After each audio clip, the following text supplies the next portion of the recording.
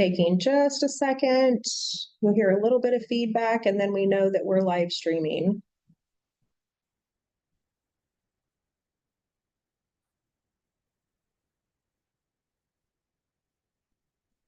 All right, there we go. We'll go ahead and get started. Good morning. My name is Karen Edwards, Assistant Section Manager here with the Recreation and Conservation Office. And we are here this morning to review our Firearms and Archery Range Recreation Program project proposals for technical review. Our first project is Issaquah Sportsman Club. And we have Matthew Eli is who I have on as being the presenter. Unfortunately, I do not see a Matthew Eli on our list of attendees.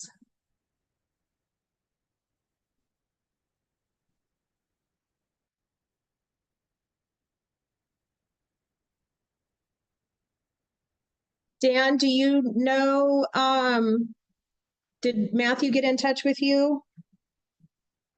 No, I have not heard anything from the club. As far as I know, they submitted to me their PowerPoint and they were ready to go. Okay. All right. It looks like we may not have anybody here to present the Issaquah Sportsman Club project.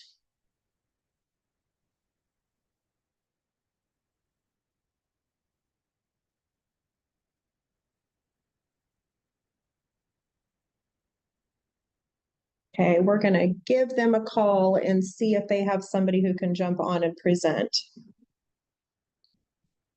Thank you for standing by, everybody.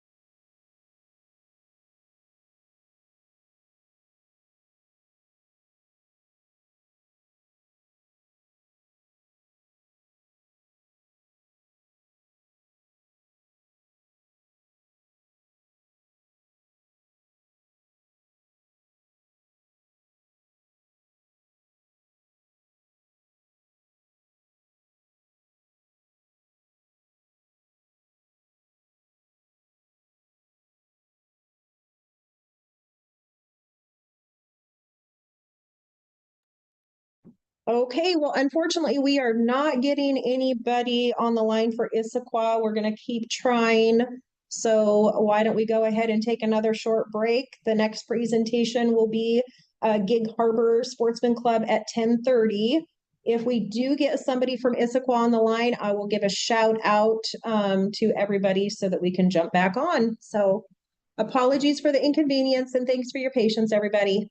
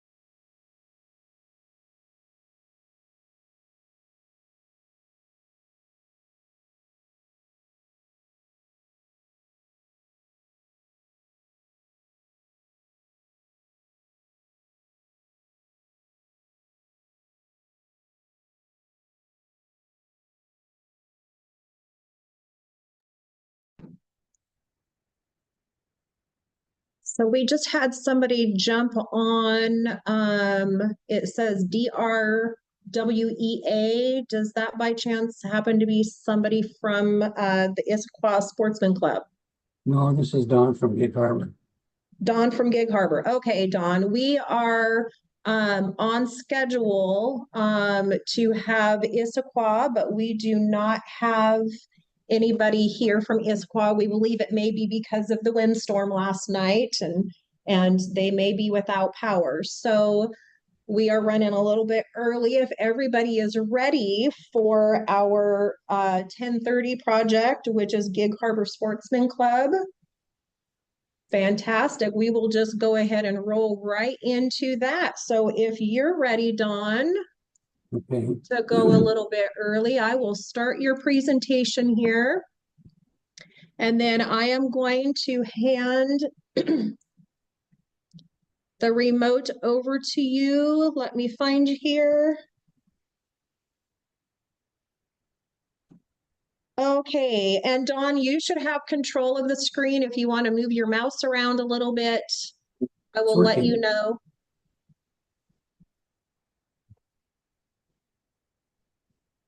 Appears to be working, so we're good.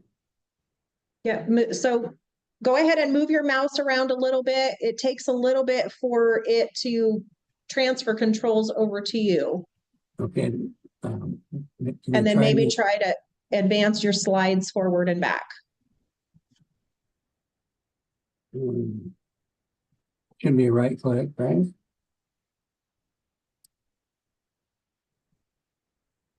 Oh. There we go. Okay, I can see your cursor now. So go ahead and try to advance your slides forward and back. You can either do it, you can use your keyboard, your arrow forward and backwards. There we go. Okay. And it looks like you have control. So we'll go ahead and hand it over to you. All right, you're on. Good luck. Okay, thank you. Good morning.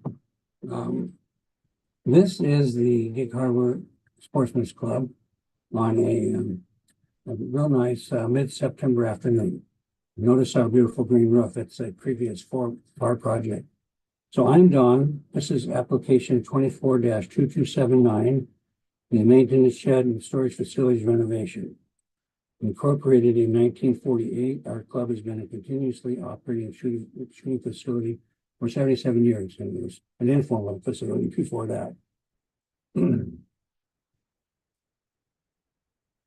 Gig Harbor is a small town located on the Kitsap Peninsula between Tacoma and Bremerton. Our little town has its roots in the logging and fishing industry. Our town has doubled in size over the past 10 years or so, and future growth is still expected. Our biggest growth story, perhaps, is the unincorporated area around Gig Harbor. And residents here will tell you that's grown tremendously given the traffic that changed in recent times.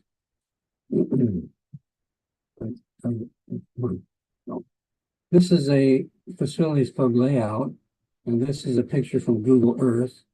It predates our beautiful green roof right here in the clubhouse, but all the facilities are in the proper place. This is a covered picnic area. This is our 5-stand range. This is our archery range. This is pistol here and rifle here, and then this is the maintenance shed that we'll be talking about a little bit later. So this inset picture shows the approximate property line with this yellow line. And then I wanted to point out these areas encircled in red are the areas at which the work under this grant would take place.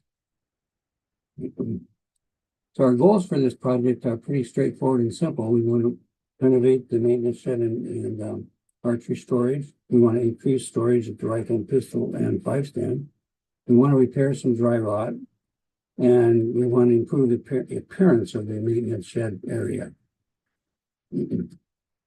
So looking at our need, our need for this project is pretty simple. We want to keep the infrastructure supporting our operations in good shape and prepared for future growth and new opportunities. We've seen an increase in business since since COVID, judging from the range fees collected. This is our general service area. The big hub right here is in the middle. And you can see the geography in these waterways and the way the roads are laid out. We have a pretty good sized area here, but really most of our customers probably are in this area and part of North Dakota.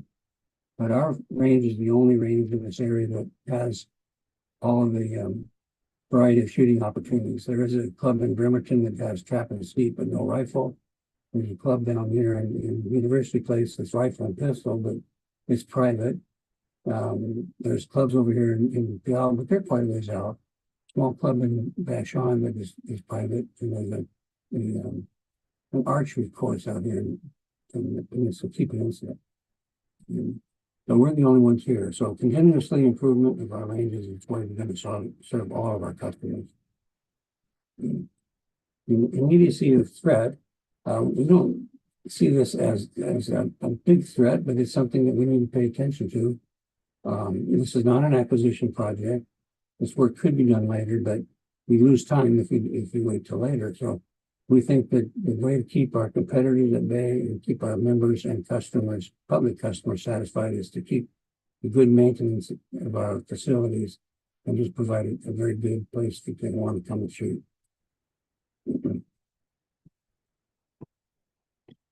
Simple. We think that we have the expertise in the house to manage this. So we don't have a formal plan here. And I think we'll be obvious to you as we go through. So project design highlights. This is a picture of our maintenance shed. And you can see it's really just a shed. It is 20 by 20 foot area. And in there we do so target stands, and we do prepare grass for recycling. But in this inside picture, the concept of what we'd like to end up with, the Conex boxes that we wanted to purchase would be placed on the inside. And all the storage that's currently handled inside the storage area would be moved in there, leaving our maintenance shed just for maintenance. And with these, this one right here is a current existing Conex box. So with these together, we think that offers a more cohesive unit. It looks like it's maybe belongs together in what we've got here. We would put a new fence out in front, and we think that will improve the storage area, or improve appearance of greatly. This is the rifle ranging. You can see the targets that we're talking about, the target stand and pistol range. You can imagine that they get shot up quite a bit, so we need constantly repair. And going on with the design highlights, this is the archery storage area. All these targets are set on a series of concrete blocks, rows of these center blocks. You can see them right here. And the problem with that is that when the guys are in there pulling the targets out and putting them back in, they're tripping over these darn rows of cinder blocks. So we'd like to put a concrete floor in here, eliminate this curving, and try to eliminate any tripping hazards that are in here for our workers. We'd also like to replace this roof area. And then this back wall, this is the archery building, this is the north wall. It needs to be have the siding replaced because we've got some drywall in it down along the bottom. And also on the west wall, around the corner, of course you can't see, but 10 feet there is going to be replaced as well. That's the outside of the restroom building. Okay, so this is our archery range out in front. This is a Saturday morning, so you can see they had some good participation. Archery is growing pretty significantly. We're pretty excited about the numbers of people that are coming out for that. And we'll want to do some more work on this area in the future. And to round out our shooting venues, this is trap and 5-stand. This particular project doesn't really have anything to do with these areas other than increased storage at the 5-stand area. That will put more targets available right where they're being used.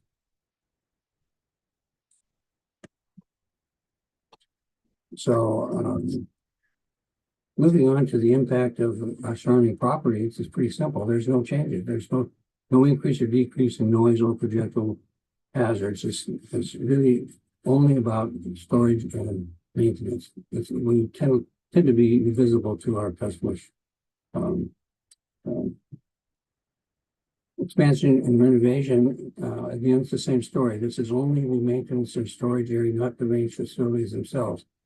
We hope that the operational activity will be more efficient, but the changes themselves should be invisible to our customers.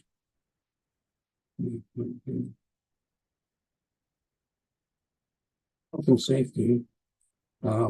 These actions under this grant really should improve the working conditions for our workers. The maintenance shed will be cleaned up, and the items being stored in there will be moved out and into storage so that we can be dedicated to just the maintenance work. Be a better environment for the workers. They'll have a concrete floor and a little higher roof, and we'll put skylights in the back of it to help improve the lighting. Work on the archery business archery building is intended to remove the tripping potentials and moving the targets in and out. So, budget development. This is these are preliminary numbers. All of the materials required for what we want to do are local, available local competitive sources. We have Home Depot and Lowe's and Builder's Source and Builder's Supply. And there's nothing that's going to be long lead requirement. So all of these are going to be purchased a year from now when we're ready to get going. So prices are going to change, and we'll be subject to the market cost at that time. We do believe that we have within our club we have expertise and trade professionals that can help manage this project and put it together. Mandated uses. Gig Harbor Sportsman's Club has a long history of being open and available to qualified shooters. And we support firearms education, safety, and training. There's a lot of forces involved, and they're pretty successful. They usually have good attendance, and we'll check on any new training anybody wants to do.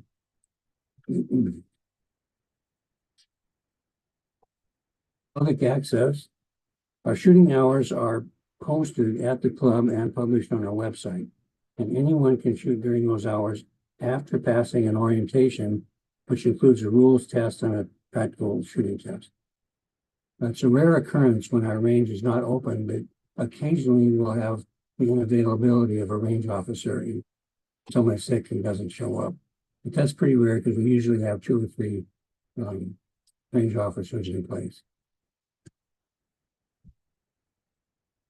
So looking at the need satisfaction, in question 1, we indicated our need was to enhance the infrastructure that supports our operations. And we think that by doing that, the things that we're talking about, we think that we will in fact do that. The repairing the dry rotting the siding that's a bit of an extra, but it doesn't directly support this, what we are stating about the above, but we believe that responsible pub management requires time to repair work. We're going to keep things in good shape. We do have a lot of organizations that do come use our facilities, and we are getting more questions all the time from people that we curious about what we can do for them. Continuing lead satisfaction. We have successfully managed several RCO grants in the past, and of course we hope to add this one to the list. And we would use the same people involved. Tony Warland is our new president. And John Cheney has been involved in all these construction projects. So we think we have a good management team. And really, this comes to the end of this presentation. And in conclusion, I would just like to say we appreciate your support. And we hope that with your help, we can continuously improve our range facilities for everyone to enjoy. Thanks very much. All right, thank you so much, Don. Okay, I think we kept it at 12 minutes. I'm 2 seconds over. Right, let me get back. Oh, I am getting some feedback. You're taking them real quick. There we go. Mhm. All right. Right. I am wondering, I am getting feedback on here. I'm wondering if it is. All right, sounds like we're okay now. So, Dawn, I did want to let you know that criteria number 2 and criteria number 4, you do not need to address in your final evaluation. So you can go Okay. ahead and feel free to just remove those. Okay. And if I had any, I think I'll just kind of start with, I would just recommend putting a lot more visuals in your presentation with pictures and maps, visuals instead of so much text. So that way the advisory committee members aren't trying to read the text on your slide. They can actually look at the visuals to support what you're saying. So we'll go ahead and just roll into advisory committee comments. Anything for Dawn? Go ahead, Brian.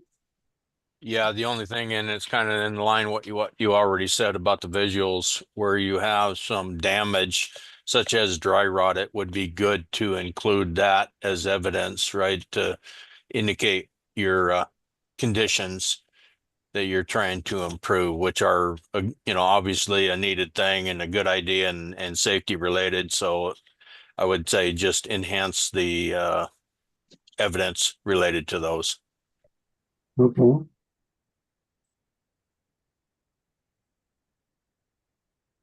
Thank you, More Brian. pictures. Brian Schilt, go right ahead.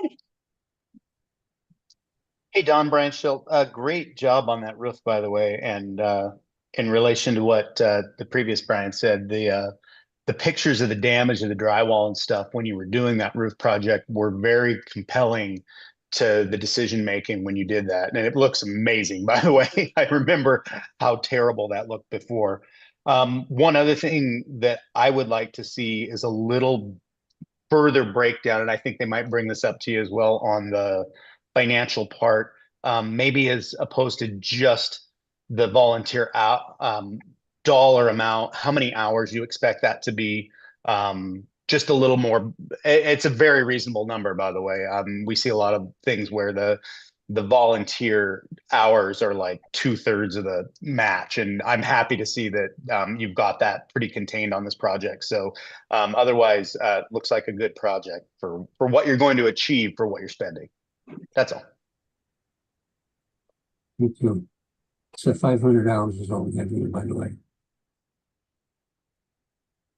Great. Thank you so much, Brian. Any other comments, feedback, questions, anything for incorporation into the final presentation so you can score this project in February?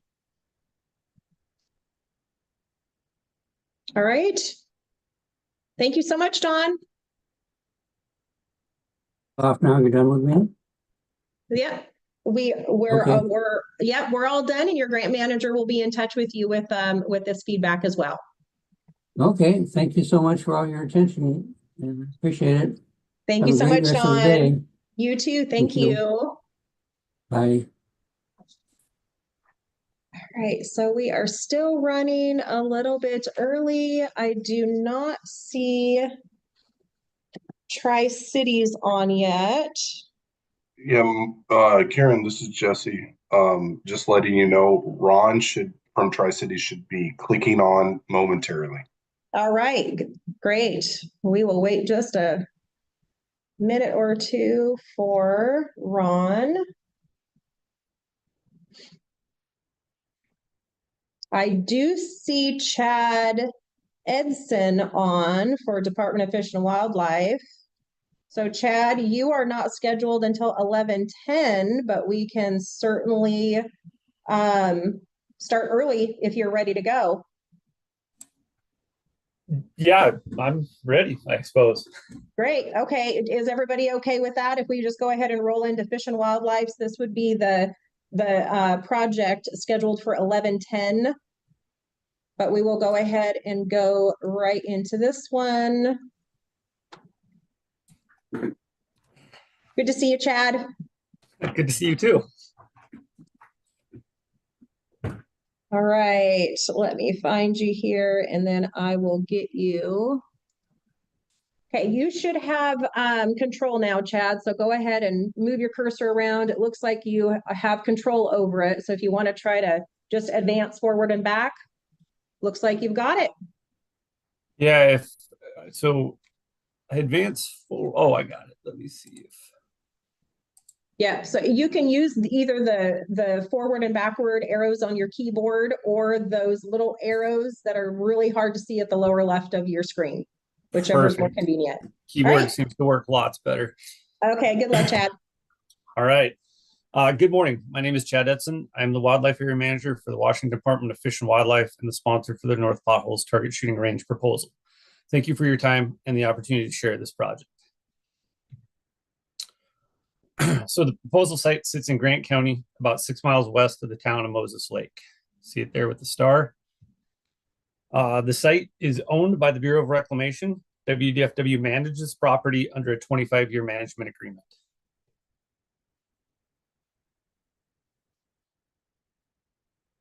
Okay, the area generally referred to as the North Potholes is owned by the Bureau of Reclamation and is managed by WDFW. North Potholes is a popular recreation area for a diversity of activities, including fishing, hunting, hiking, bird watching, ORV riding, powerboating, paddling, and swimming. Dispersed target shooting has led to an unsafe environment for many users and has led to closures of target shooting in some portions of the North Potholes. Additionally, the Bureau of Reclamation directives and standards do not allow for dispersed target shooting. Use of reclamation lands where there is no formal facility to repeated recreation, target shooting, or sighting in is to be actively discouraged and curtailed. WDFW would like to ensure compliance with the directives and standards, but recognizes that a target shooting range must be developed to successfully discourage and curtail the dispersed target shooting. All DFW controlled land on Columbia Basin Wildlife Area has been scoped for target shooting range. There are no places that can provide safe 300-yard range with a high degree of public accessibility like this site. So there's the design of, or the proposed design of the shooting range. It includes a 100, 200, and 300-yard range. It includes parking, road access, a gate, and some grading.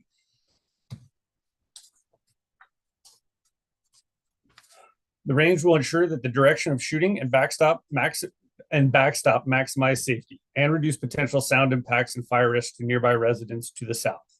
Long and short range rifle and pistol opportunities will be provided.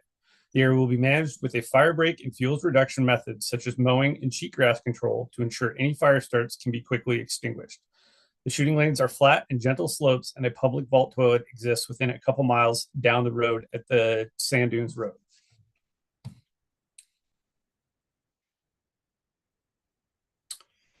The exterior berms around this site make it an ideal location for a shooting range. The exterior berms are at an elevation of 1080, which is indicated by the thick red line in the diagram. The top of the berm is 20 feet higher than the location of the fire line, which is at an elevation of 1060, shown by the black oval in the center of the image.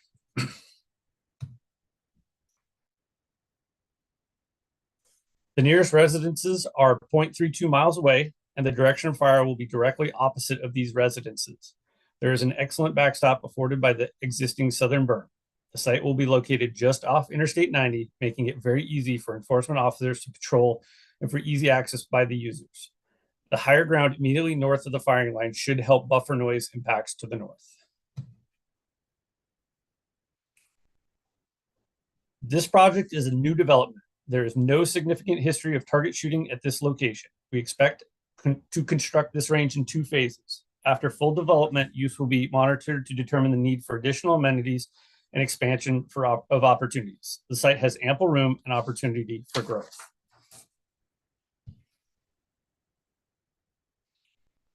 The project area is currently surrounded by intact treated posts with chicken wire fencing. These posts will be used to clearly designate the boundary of the shooting range. Though not immediately obvious from this photo, these posts sit up on a 10-foot high berm. Signs will be posted downrange, buffered around the impact zone to notify the public of the hazard. The area behind the backstop receives light use from recreators. Lead reclamation is expected to occur every 5 to 10 years, depending upon use levels. And lastly, WDFW coordinates with local fire protection districts and state and federal fire suppression units on an annual basis. Management of these sites will be coordinated with local FPD during this meeting. So here's our budget. Our budget covers administration, architecture, engineering, permitting, cultural resources, site preparation, range development, parking development, amenities, and signs and kiosks. Soils at the site are sandy and it is relatively flat, which has helped reduce the costs associated with site prep and development of berms. The existing berm at the far south end will serve as the 300-yard berm and require minimal addition of materials to better contain bullets. WDFW's engineers have developed several shooting ranges recently and has developed this cost estimate using the bid data from those projects. The site will serve pistol, black powder, and rifle users. All user types will be able to use the site concurrently. We will evaluate use post-development to determine whether additional phases should be added in the future to meet the changing or unforeseen needs. Because the site has an annual rainfall of around 7 inches, most of which falls during the winter and spring when shooting activity is low, all weather amenities such as overhead covers are not planned at this time. Enforcement typically trains 14 miles north of this location at the Boyd Morhurst Memorial Range in Ephrata. Enforcement officers may use this new site if needed, but not exclusively. The site would be open year-round during daylight hours. We anticipate some additional restrictions during December and January when the target shooting demand is low to allow for safe waterfowl hunting opportunities immediately south of this range.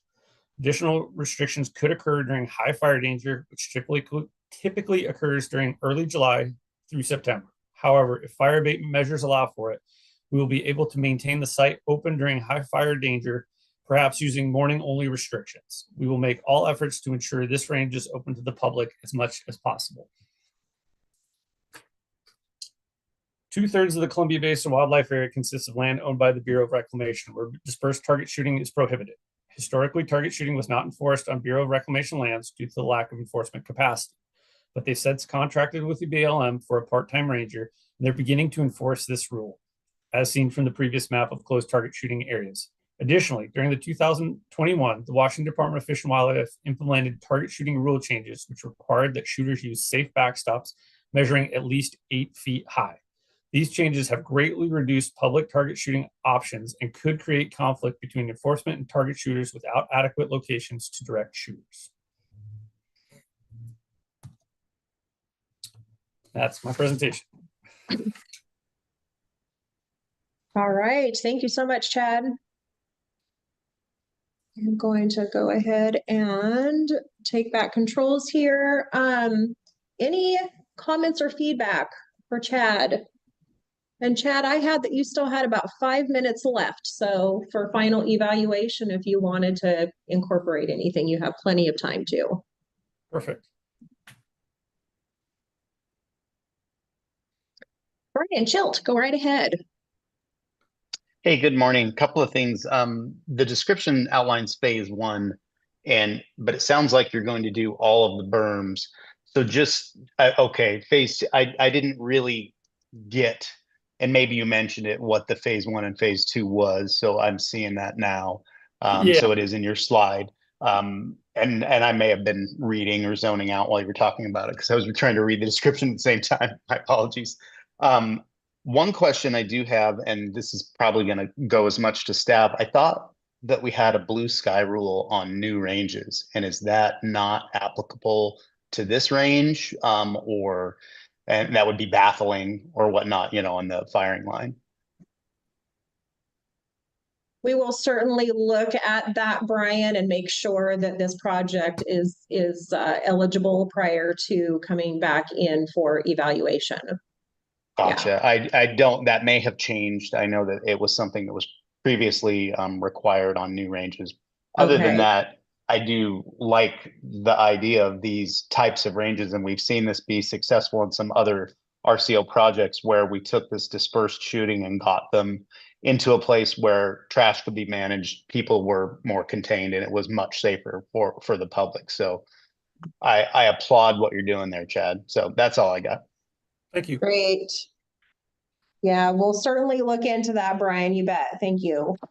All right, we'll go with Chris and then Brian Skeels. Go ahead, Chris. And you'll need to unmute yourself, Chris. We cannot hear you. Sorry, have to unmute. There we Chad, go. Chad, I see that this is an area that seems to have a large number of hunters. Had you considered adding a crossbow range to phase two? So we've thought about having an archery range to phase two, and we really don't have it in there because an archery range requires quite a bit less design and quite a bit less sort of forethought. We have a ton of space here. So it's definitely something we're thinking of.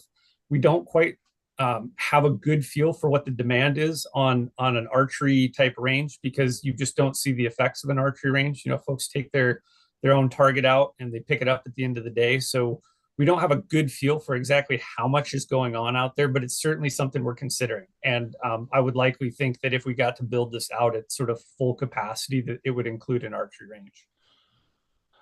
Okay, you might consider conducting a survey at some point to see what the level of interest is.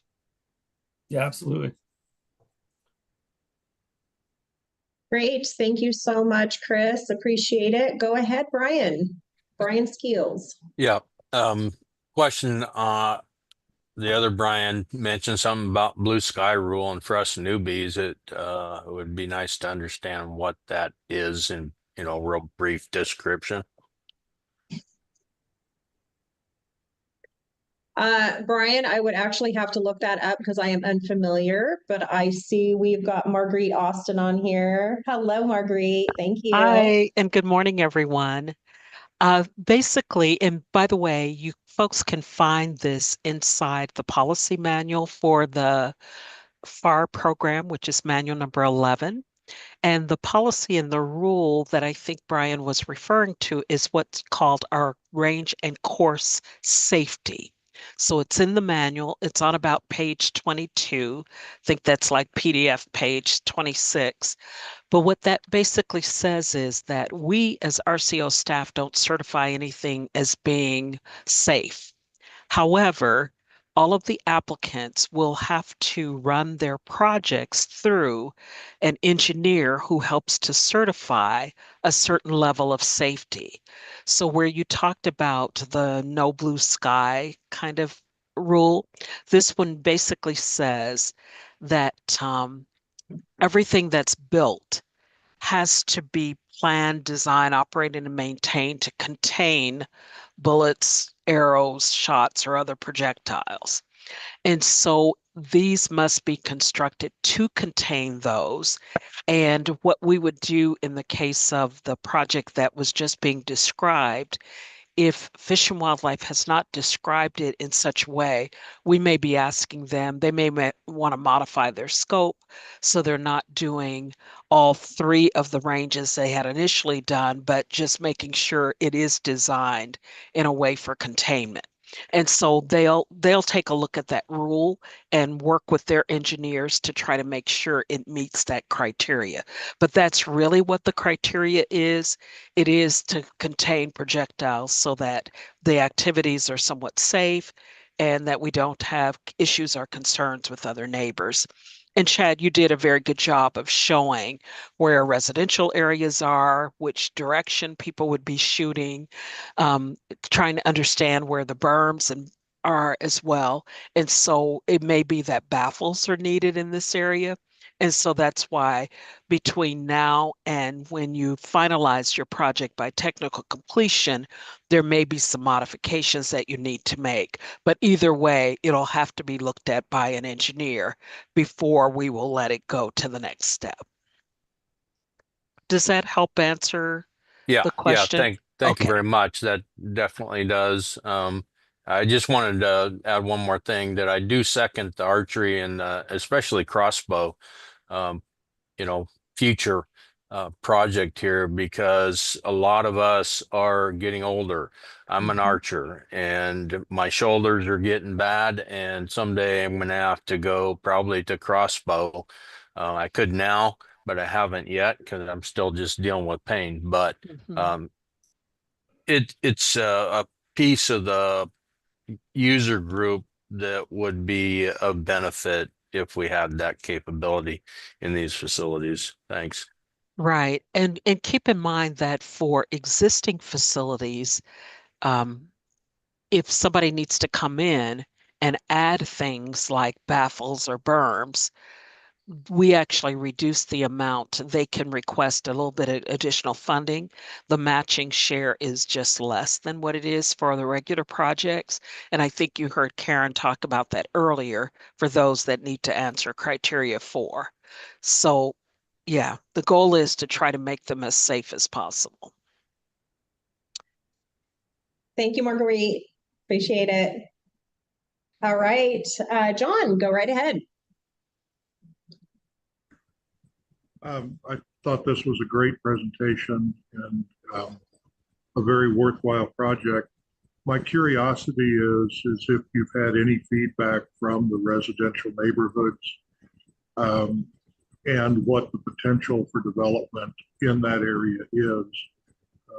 The range that we have in Republic, we can hear the gunshots at the high school, which is not a big deal. It's very well accepted in that community.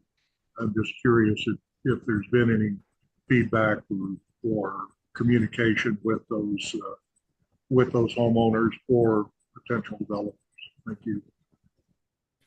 So I guess to answer that, no, there hasn't been any, we're still pretty preliminary in this process and haven't really got it out to the public yet.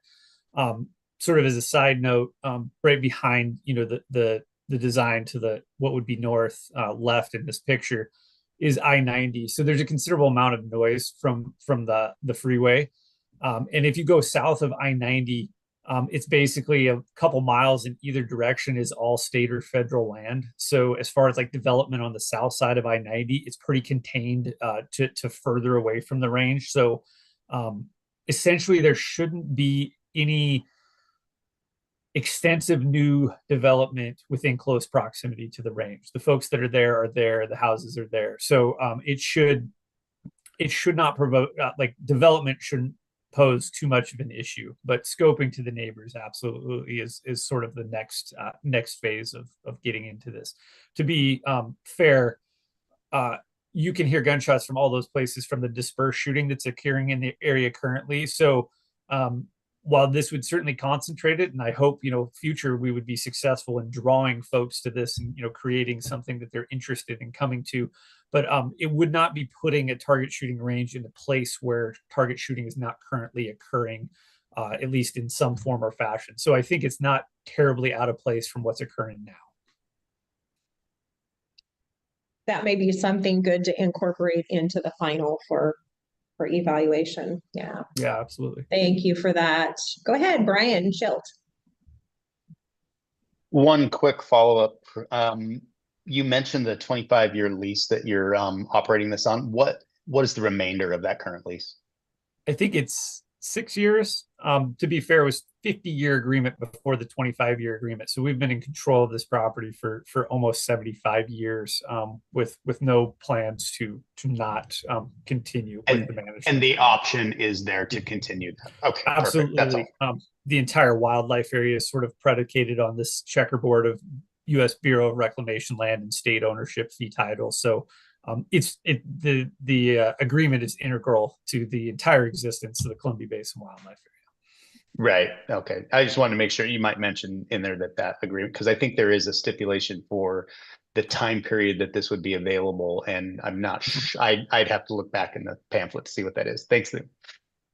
I believe, Brian, it's 25 years. We will also ensure that prior to putting a project like this under agreement, that they have that adequate control and tenure, and also the duration of control and tenure requirement. So thank you very much for bringing that up.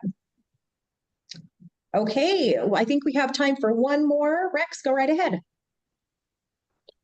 Hello, Chad. I know where Potholes is and all that. I'm not too familiar with the area.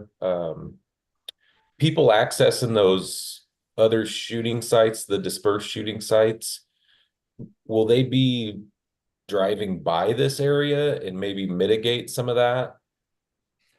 Yeah, absolutely. I mean, some of the dispersed shooting is occurring 3/4 of a mile to the north is one of the major sort of arteries into the wildlife area where a lot of shooting is occurring. And then if you go another 3/4 of a mile to a mile and a half, you go to the spot where I was saying we closed target shooting for safety. So this is very close proximity to those locations, and so that's why we think we can be successful in sort of containing the dispersed shooting, is because we're not suggesting folks need to go drive 15 or 20 miles to this other location that they're not used to going to. This is literally right down the road from where they're currently going. And so the hope is to provide a nice facility in close proximity to where they're already going. That they're naturally going to end up coming to this location just by, like you said, driving by it. Basically, if you come, it's in between exits on I-90. So if you come off the one exit to go to the locations that they currently shoot, you'd have to drive right by this location, and hopefully that would attract them. Okay, thank you. Great. Okay, we are at time on this one, but Brian, I do see your hand up. Is that just a leftover, or did you have another? Okay, thank you. Okay, Chad, thank you so much. We'll Thank see you you. in February for this one. Thank you. All right, appreciate it. All right. Hello, Ron. I'm assuming this is Ron Jorgensen from Tri-Cities Shooting Association. Yes. Oh, can you hear me now? I sure can. Hello, Ron. Good morning. Thanks for being here. Yes. I'm going to go ahead and hand controls over to you. Go ahead and just move your cursor around. I'll let you know when it shows up on my end.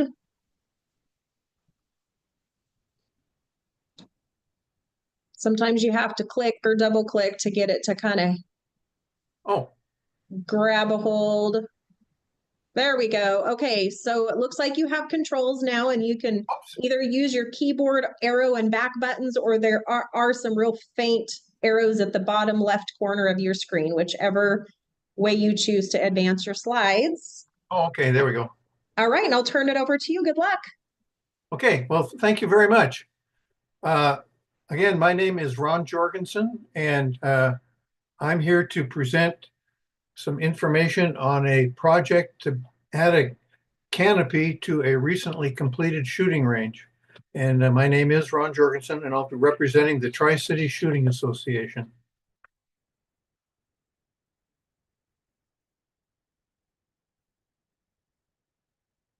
The Rattlesnake Mountain Shooting Facility is located in southeastern Washington and near Richland, and it services areas from Yakima to the west. We get people from Idaho on the east, and we get a number of shooters that also come up from Oregon to the south. So we do service a fairly large shooting area.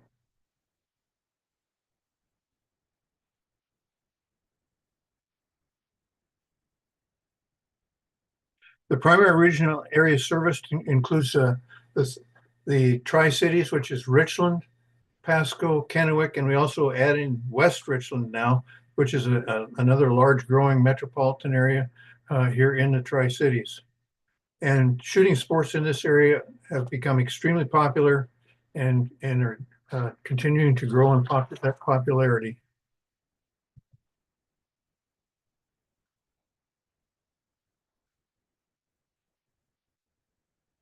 The Tri-City Shooting Association operates and manages the Rattlesnake Mountain Shooting Facility on behalf of the Benton County Parks Department under a lease agreement that's been in place since 1991.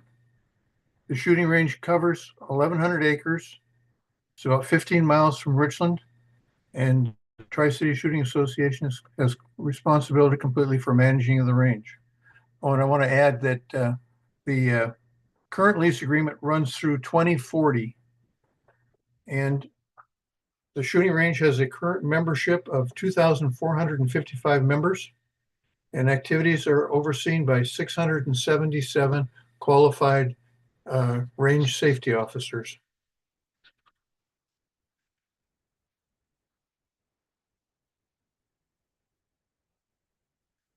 So this grant that I have submitted request includes two individual items, one of those being a canopy to cover the 20 small bore shooting positions. It will be 200 feet wide and cover 20 shooting stations. The second item in the grant covers the development of 20 shooting benches. The new canopy will use the construction plans originally developed for our hunter education and safety range. However, they were completely updated in 2024 by Berkey Engineering to cover any code changes that would be required, since the original canopy that you see here was built in 2011.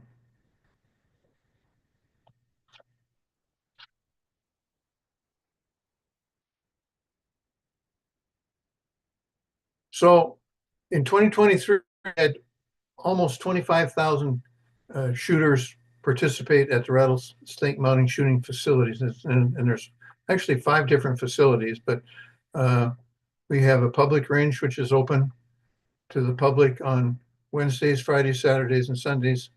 Of those shooters, 2,577 were from out of town and 1,051 came from out of state.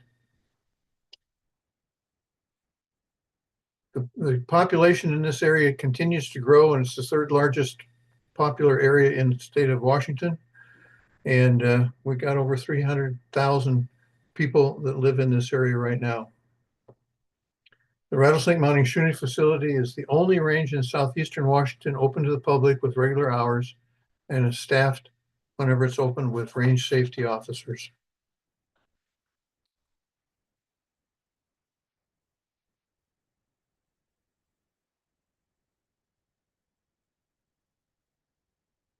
There are a large number of competitions that are conducted at our range, both at high power and as well as 22 caliber shooting events. The greatest benefit of adding a canopy to the range is that it's going to allow shooting competitions to be held on weekends. Right now, we're competing with all the other range facilities for areas to schedule our shooting match. So this is going to be a new range that is for 22 caliber. And as you can see, we do a lot of 22 caliber matches with 53 matches conducted in 2024. In 2023, we had 65. And those matches are held every month with the exception of December.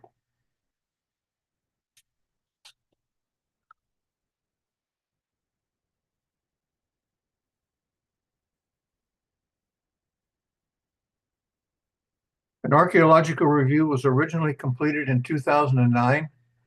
And when we planned for the development of our new shooting range, we revised that cultural resource survey in 2022. And the area identified for the small bore range with canopy was included in that survey. And the conclusion of that survey that was conducted in 2022, there was no cultural issues identified.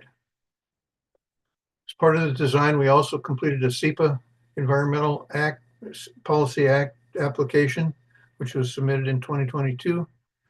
And we are currently in the process of obtaining a Benton County building permit, which will be required for the construction of the canopy.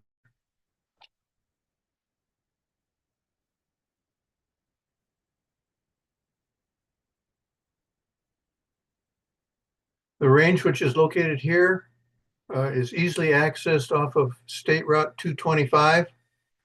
And once you exit off of the highway, the access road was recently gravelled with crushed rock.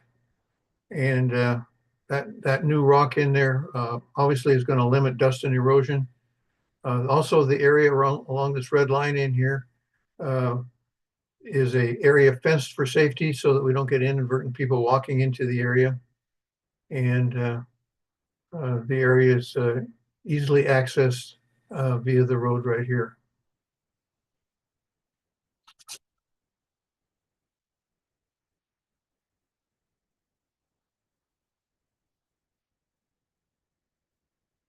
Because of the remoteness, like I mentioned earlier, we're about 15 miles from Richland, and that's essentially the closest large residential area.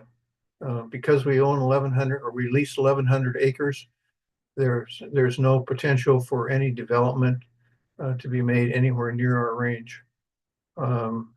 Also, in order to access the new range, you have to go through a locked gate. And that's a combination lock that's only provided to our range safety officers. So members of the public don't have routine access except when there are events that are occurring on the range.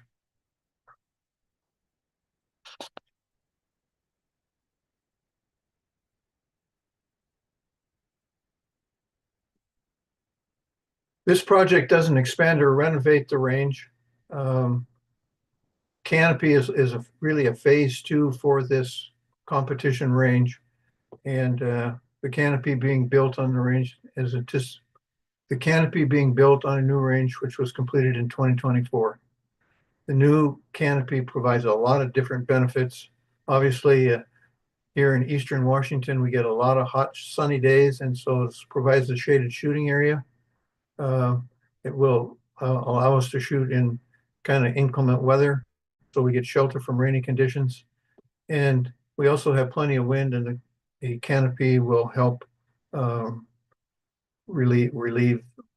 give you relief from windy weather. And the benches provide a shooting platform giving access to all shooters.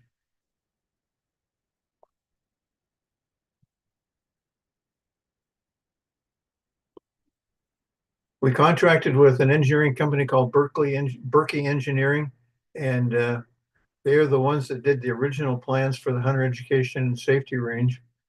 And they developed the new engineering construction plans. And they'll incorporate all the safety requirements for the canopy. An access road into the range is limited to range members and access through a locked gate to prevent inadvertent entry. New range has a 15-foot impact berm, 100 feet long to prevent, or it's actually 200 feet long to prevent projectiles from leaving the area. And areas for the shooting stations will be covered with non-slip concrete for safety.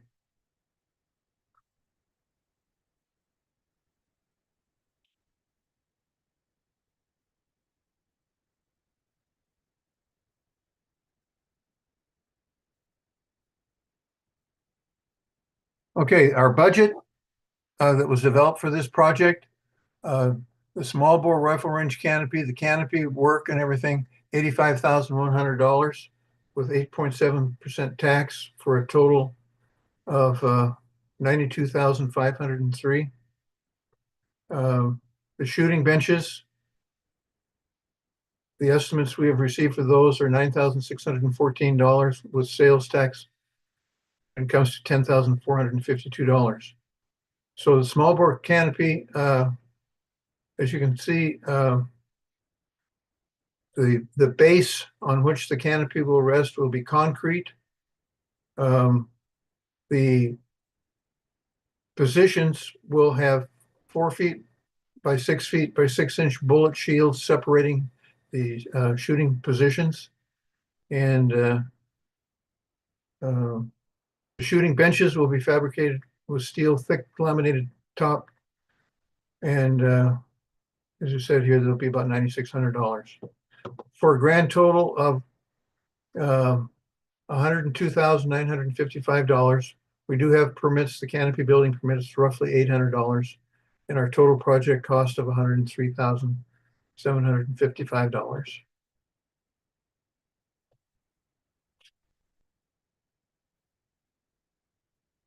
Thanks to the Recreation and Conservation Office, we have had a chance to receive funding on a number of different projects.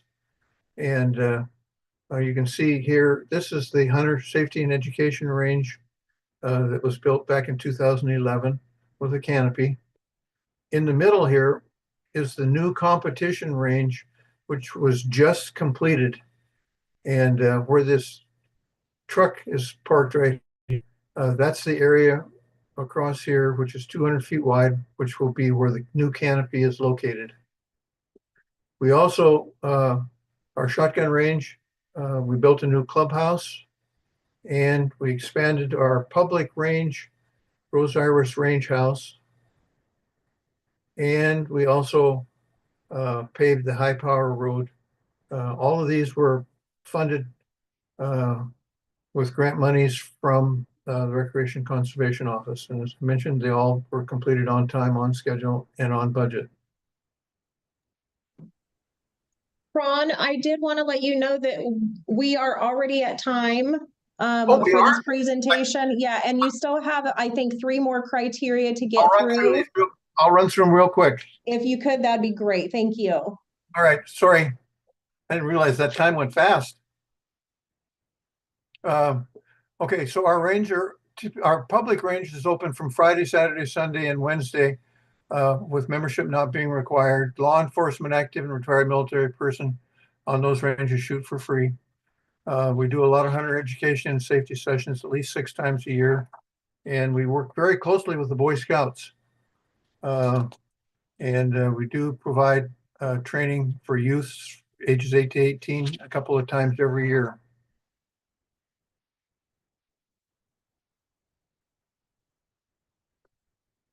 As you can see, we do a lot of different training, and we do a lot of youth, a lot of handgun. We do, we accommodate pistol, rifle, black powder, trap, and skeet, and our range is open 12 months out of the year.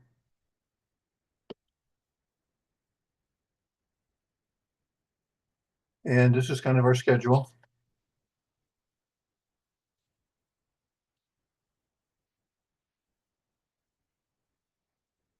All of our ranges are overseen by range safety officers who are all go through a pretty rigid training program, and any of the ranges when they're open are supervised by range safety officers.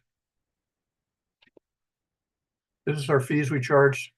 You can buy an annual membership for $50, or you can pay a $10 daily use fee for non-members.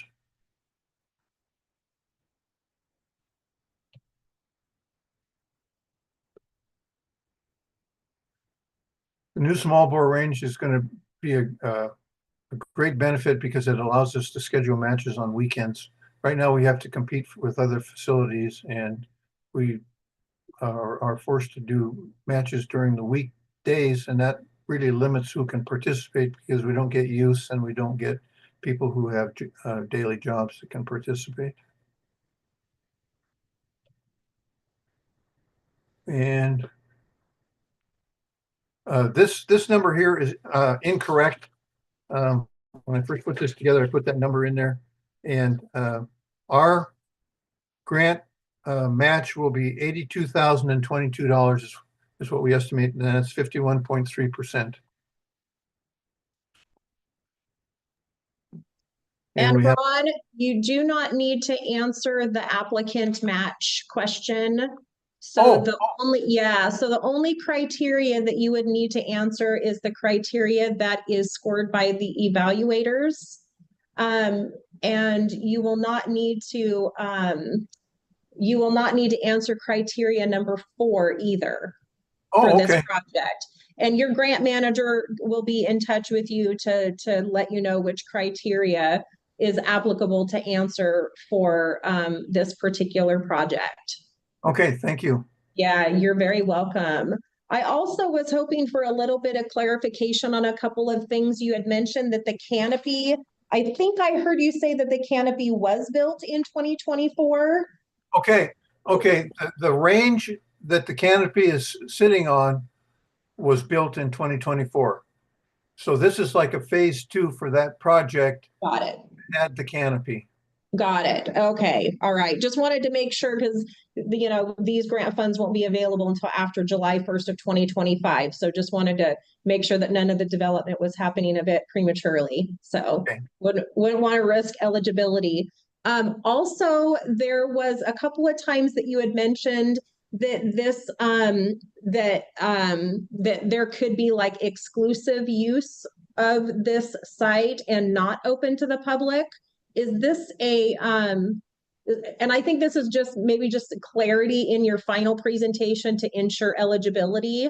So maybe connect with your grant manager about the public access requirements as well, which you guys have received quite a few quite a few RCO grants, so I'm sure it's eligible. It's just a matter of making sure that we retain its eligibility through the evaluation process and funding. So great. Okay, any comments, suggestions for Ron for integration into his final presentation for February?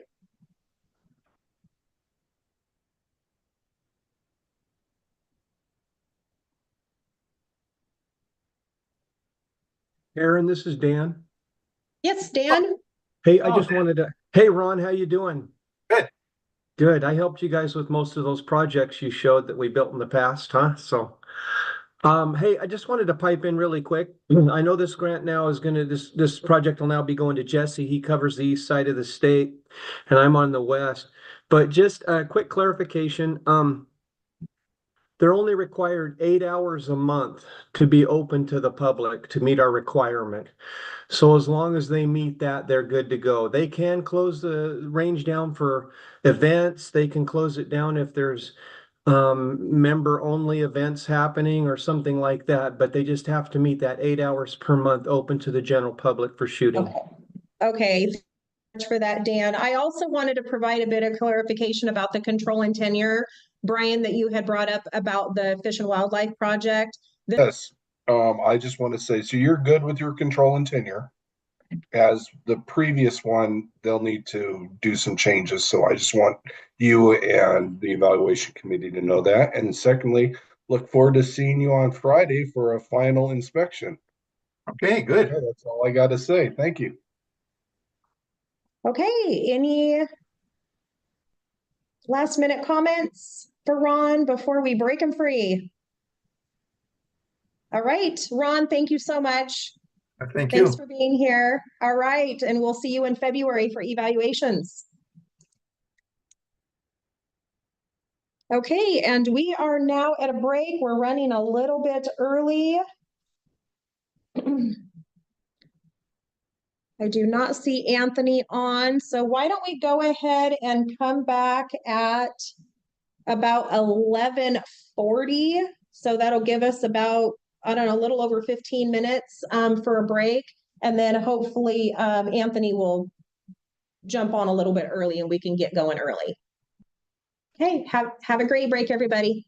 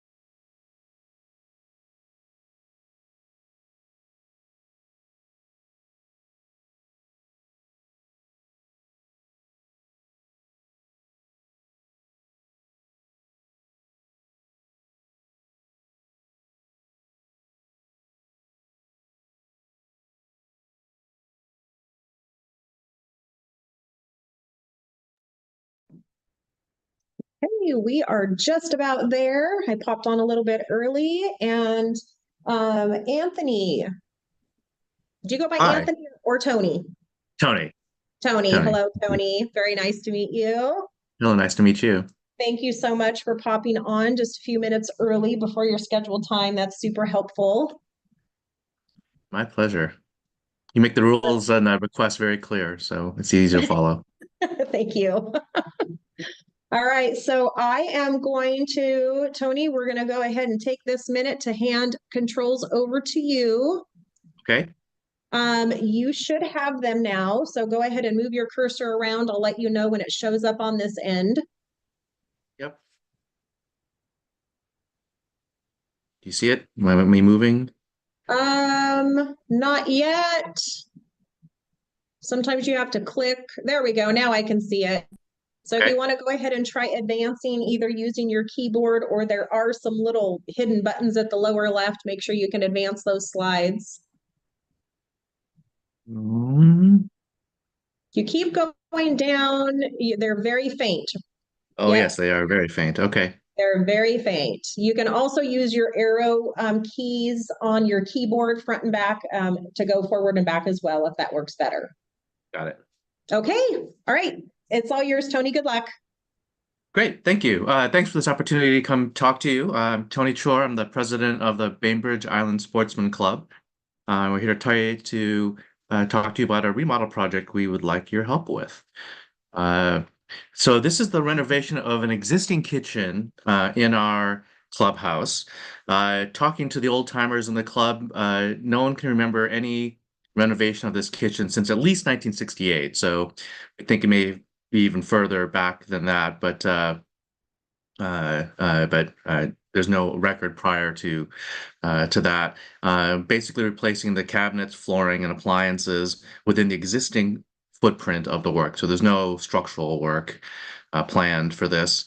We've estimated this cost to be $68,000 or so, of which we'd like help with about half of that, just a little under half of that, and then we'll match the rest with cash and labor. And we break that down a little bit further in the document. So just briefly about us, we are now in our 95th year as a club. We are the oldest organization on the island. Actually, we're on Sportsman Club Road, in fact. We are a trap, pistol caliber range, and archery range. And we also have a fishing pond on our site. And we've got 270 memberships, which covers about 500 people. We're open to the public full time. And so this is about 70-30 member versus public use. We are probably one of 3 shooting clubs in Kitsap County. And so the closest one is the Paulsbo Sportsman Club, which is 17 miles away. But if you kind of see where we are here, the drive is pretty far. And to get there, we are accepting new members, and as I mentioned earlier, open to the public, unlike Paulsbo, which has a wait list to join right now. Kitsap closed a while back, and then Bremerton is even further away. Interestingly, we're also drawing shooters now from further away, Sequim, Vashon Island, even West Seattle. They say they like coming to our place because of a very sort of friendly and open community. Like I mentioned, our kitchen was last renovated, we think at least since before 1955 or 1968. Facilities are pretty dilapidated now, as you can see from these photos. We have appliances that aren't working. That gas range that in that picture is not working because it's the gas system is leaking. We had to turn that off. One of the 2 dishwashers isn't working. We've been replacing appliances with donations and things as we kind of go, but it's kind of reaching the point of where they're breaking down all the time. Now cabinets are starting to not work well, drawers and things like that. The club has a history of having lots of hosted events. We used to host a community Thanksgiving dinner, have community salmon and game dinners.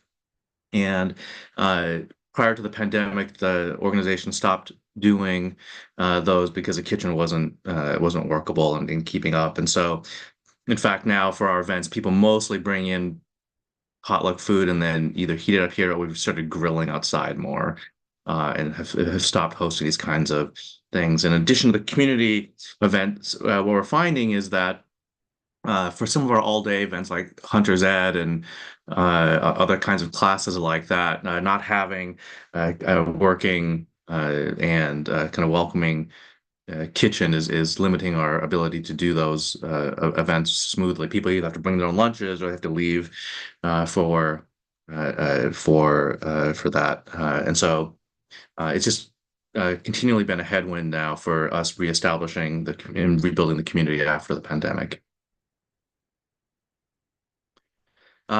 So, as I mentioned, this is a renovation of facility. Our project design was scoped by Todd Kane, who's one of our board members. He's also the president of Wingpoint Construction, so he brings a considerable amount of experience and professionalism there. This is a 3D rendering of the remodeled kitchen. You can see it looks very similar to what we have today, but just modernized and adapted for our needs. And this is the other wall view of that. Some other sort of floor plan drawings of the same.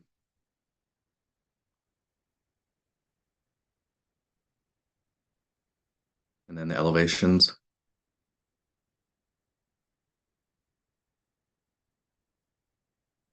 The other wall.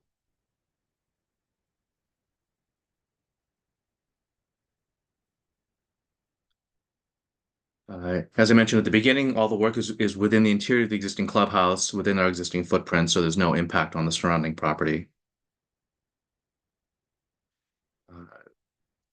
I'd outlined the cost earlier. We have, I think, had a history of responsible use on our grants.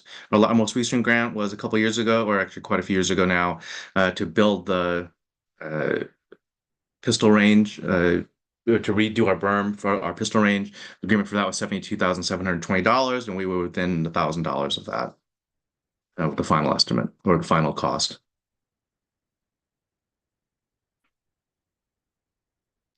This is a breakdown from Todd on the budget development.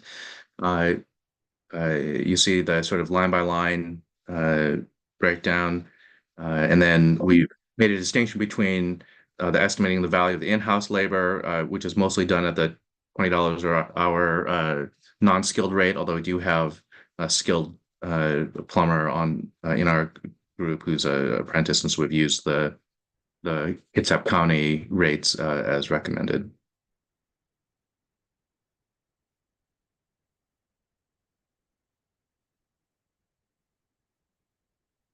You know, if you want to take a look at this more closely, it's just not a great way to read this, I suppose, but just wanted to show the breakdown.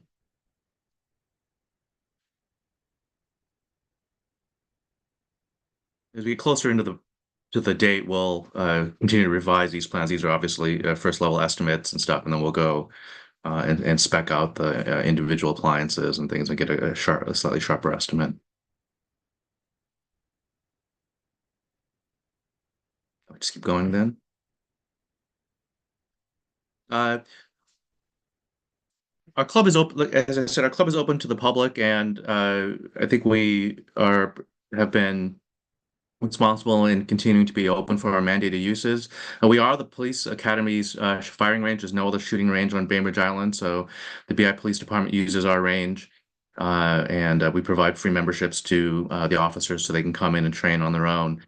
We've also historically hosted their Citizens Police Academy, sorry, that's a typo in the spec, where they do training with the citizens for a couple of weeks, and they come on our site to do more classes, simulated stops. They learn to shoot, or at least are exposed to shooting.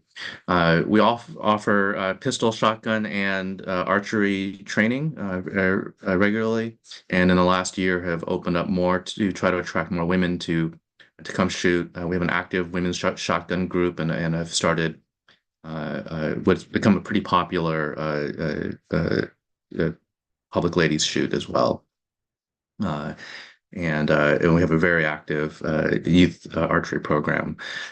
We've also historically hosted the Hunter's Ed classes here, and I had stopped over the pandemic in person, but this year now we've done one or two, I think one at least of the classes as they've restarted in person training, and so that was 25 people a few months ago. We are open in pretty much all weather. The pistol caliber and archery ranges are covered for the shooters, at least, and so those are all. And then the shotgun range has covered stands for the shooters there, so we're pretty available. We're open to the public. Our hours are posted on our website and always staffed by certified RSOs. You can see the hours posted there. We try to have a mix of weekday and weekend hours, as well as sort of daytime and afternoon or late afternoon, evening events. We have a pretty wide range of attendees, some from who are retired, so the daytime ones work better, and others who shoot weekends and evenings. I posted our fee structure as well. It's I think pretty reasonable. And our memberships are open to all, and people can apply either online or in person. Here, there's no requirements. We actually just recently lifted the citizenship requirement for that, so now it's really open to anyone. In addition to that, we have a annual fishing derby, which we've run for many, many years on the island, and there's parents who are bringing their kids now who remember going to the fishing derby as a kid. We stock the pond with trout in the springtime, and on the opening day of fishing season, kids come out and catch all the trout. We are also the venue for scouts to come to archery and small bore, like 22 classes, and we've been co-hosting first aid and stop the bleed classes with Bainbridge Repairs, which is our local island preparation group.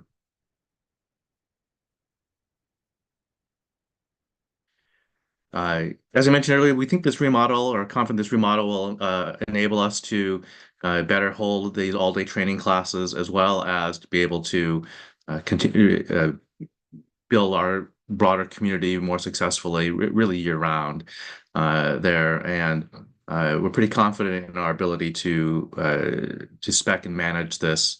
In addition to Todd Kane, who I mentioned earlier, who's providing the design and supervision. We have significant contribution from our facilities manager, Michael Kano, who's a professional carpenter woodworker. And then I mentioned earlier, we also have a plumber in our group who will be doing that work. And then where we don't have expertise, like electricity and stuff, we'll bring in outside help. So thank you. I think I just made the 8-minute limit there. That was kind of a quick drive through. I'm happy to take questions now. So for your presentation, Tony, you have 12 minutes and you had 21 seconds left. So you were just under. So nice work. Okay. Karen? Yes. Sorry, I was going to raise my hand. I should have raised my hand. Can I just make a quick comment? Sure. Okay. Hey, Tony. Hey, this is Dan Hawes. I'm your grant manager on this project, and I apologize. I was going to try to talk with you about this before the presentation. I did note it in your checklist for your application, so you guys were going to get that information from me. But it would have been good for me to talk to you. One issue that we have is the project looks great, no problem with doing the renovation. Where we have an issue is it appears at times that the clubhouse is being used as obviously it acts as the clubhouse for the range, but / community space or community building. We could still do the project, but we may have to prorate it for what would be used as far as FAR funding, depending on how often the clubhouse is used for community events that are non-shooting activities or not hosting activities, meaning like you have people that come to shoot, they come in they're able to get some food or something, or you're having an event, people come in and shoot and you service the event through the kitchen, that's fine. But when we have the other, what would be classified as community events, not for non-shooting things happening, that's where we have a problem with the funding. So we may need to talk to you a little bit about that. Okay. Okay. Yeah, Yeah, so that's Dan, and go that's ahead. I'm just sorry. like part of making sure that the project that is being applied for is eligible. So Dan can certainly get in touch with you, Tony, in between now and final evaluation. So you had mentioned some community events and fishing derbies. Those types of events are not eligible for the FAR grant program funding. So Dan will just be in touch to get more information to see if there is proration that may be necessary. So that way that the funding is only funding eligible activities. I So, see. So that makes sense. That makes sense. Okay. May I ask a question on that? So for instance, like our Stop the Bleed class was held for our RSOs is to help them with RSO training and preparation for that. That's not directly shooting, but it's in support of shooting and archery events. I Would think that it'd be best to have those conversations with your grant manager, with Dan, Okay. offline. I want to make sure that we give the advisory committee members the opportunity to give you feedback on your presentations for final evaluation. So why don't we go ahead and go to Chris and get some feedback from Chris. So go ahead, Chris. And you'll just need to take yourself off mute, Chris. You're still muted. Okay. Outside of the proposed project, I noticed that the number of hours the archery range is open seems to be very small compared to the number of people using it. Is there a reason for such a limited number of hours? Yeah, we're having for public use, it's limited right now because of our we're short on RSOs for the archery range. And so we have an active call out for additional RSOs, and as we train them up, we'll be able to extend our public hours. Okay. You might consider expanding hours in the future. Yes, we would love to expand hours for that. So a lot of but in addition to the public hours, there's and I can include this if it's helpful. A lot of the use of the club is through JOAD for youth shooting, and that's not public in the sense that people can't just drop in and shoot while we've got the kids there, but the JOAD program is open to the public.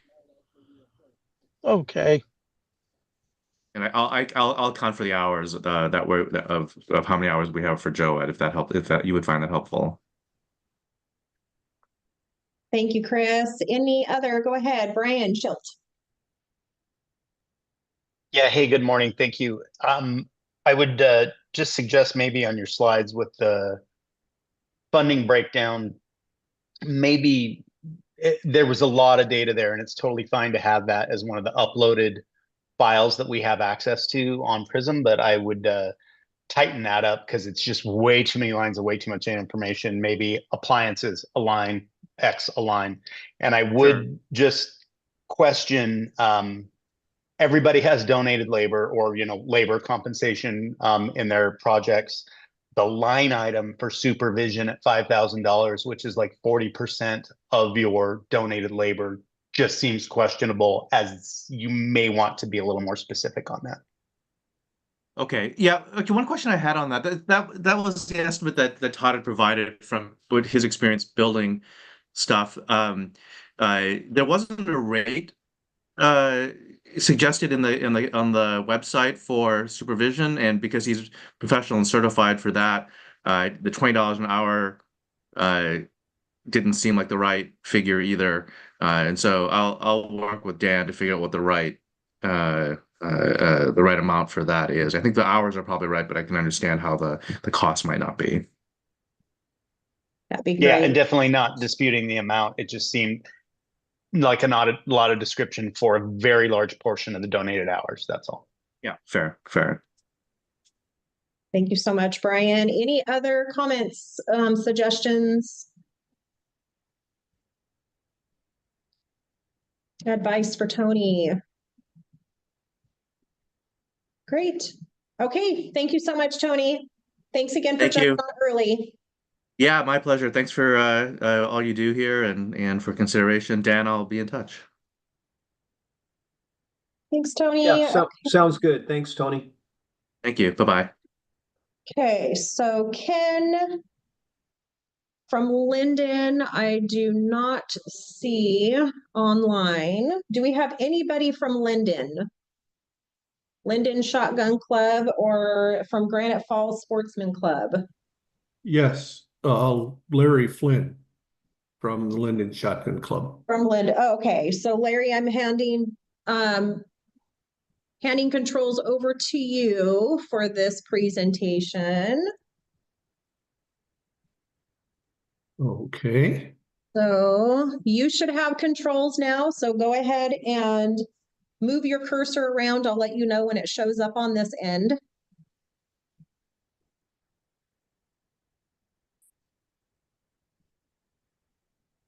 Sometimes you have to click the mouse just to kind of get things woke up. There we go. Now I can see it. So you can either use your keyboard arrows forward and backward to advance slides and go back, or there's some little hidden arrows at the lower left portion of your screen. Mm-hmm. If you want to try to advance forward. So use your keyboard arrows should also work forward and backward, your arrows. Yeah, I'm trying that. And I'm not seeing a little hidden arrows when I scroll over there either. Okay, so if you go to the lower left portion of your screen. Yeah. Some little buttons go down a little bit more. Some buttons will show up. Go to a little bit to your right.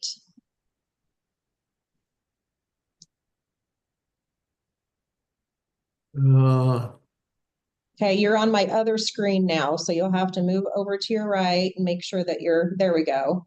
Go down a little bit.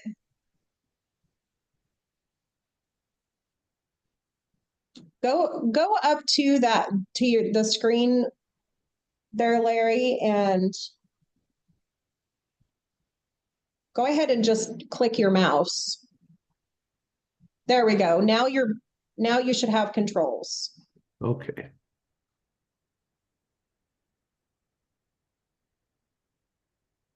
Okay, I'm going to go ahead and hand it over to you. Good luck, Larry. Thank you. Good afternoon, ladies and gentlemen. My name is Larry Flynn, and I'm president of the Linden Shotgun Club. We appreciate the opportunity to share with you essential elements of our 2024 FAR grant application and receive your feedback on our plans. The Linden Shotgun Club is shown in this drone shot of the club. The club is located about 2 miles northwest of the city of Linden in northwestern Washington, near the junction of West Badger Road and Wide Camp Road. It lies within the Berthisson Parklands owned by the city of Linden. We have a recreational lease with the city, which has been in place for many years. We are surrounded on 3 sides by an agricultural lease. East of the agricultural lease is one held by a local tractor club, which in turn subleases some of their area to a model airplane club. LSC activities do not impact either the tractor club or the airplane club. Our lease comprises 17 acres. For purposes of shotfall containment, the lease contains an easement that extends our boundaries for 900 feet in all directions from any shooting point when shooting is underway. 900 feet is, of course, the NRA range, range manual requirement relative to shotfall. LSC hosts only shotgun sports. The club contains 6 combined skeet and trap fields. The westernmost field has over the past few years been converted to serve as a very popular 5-stand game, which includes 12 machines throwing targets from a variety of locations. Shooting sports have occurred on the site since the 1940s when the Berthisson lands were willed to the city of Linden by the Hans Berthisson family to be used primarily as recreational opportunities for the citizens of the city and surrounding Whatcom County Berthisson and surrounding Whatcom County. Berthelsen Park includes some timbered area east of LSC. The non-timbered lands were used for agricultural purposes beginning in the 1880s. The skeet and trap houses, the target shed, and the restroom shower facilities were all constructed in the mid-1980s. LSC has been greatly blessed by several FAR grants beginning in 2011.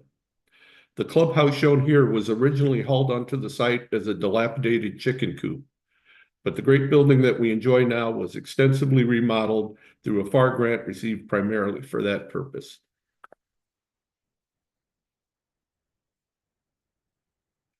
The other major positive impact of the FAR grant program to LSC has been the purchase of 24 target throwing machines of a variety of sorts, allowing us high reliability of operations, wireless operation of those machines, reduced operating costs of the games, and increased variety of activities.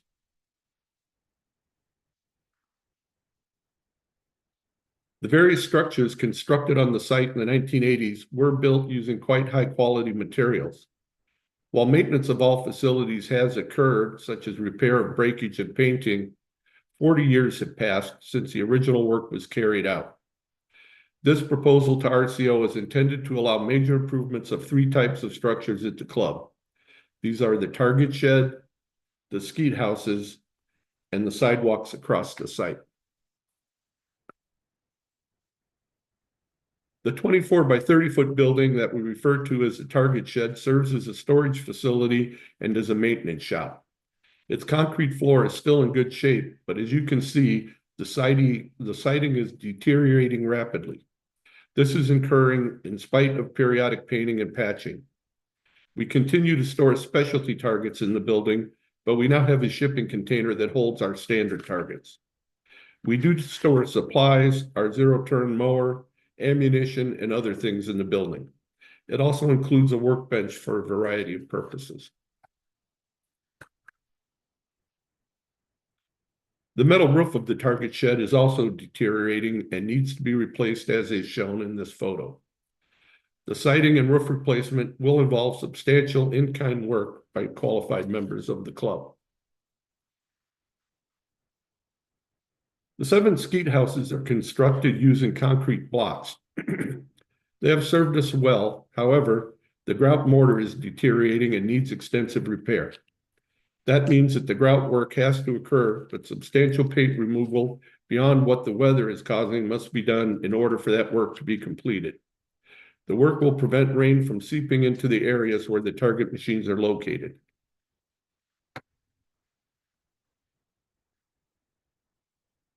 As shown in this slide, the capping material that prevents rain from affecting the concrete blocks on the edges of the blocks exposed to weather needs replacement. This may be done with coverage of the existing capping material with metal strips, or the existing caps will have to be removed and then replaced with larger stone caps. This capping material is actually kind of the root cause of all of our water problems that we're having.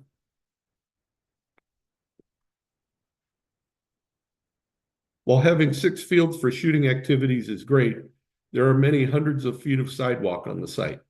Significant portions need repair or replacement. Weather and tree growth are the culprits. This slide shows one of the many areas where sidewalk repairs need to be put in place to prevent accidents from happening and to maintain confidence among users of the club that it is a safe place for recreational shooting sports.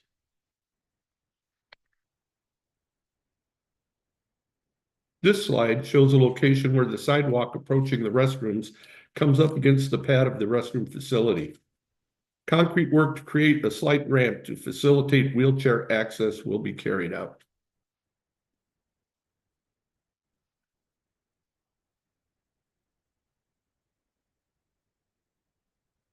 While the work that we are proposing is quite extensive in scope, there will be no extension of existing structures, nor will there be excavation beyond that which has occurred during earlier construction activities at the site. There will be no impact of this work on other leaseholders in Berthelsen Park or on surrounding farms or homesteads.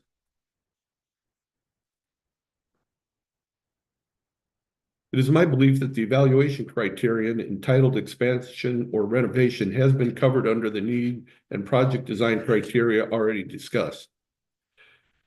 But this slide shows a nice view of a nighttime trap shooting by around 100 FFA students from 6 Whatcom County high schools that occurred just last month.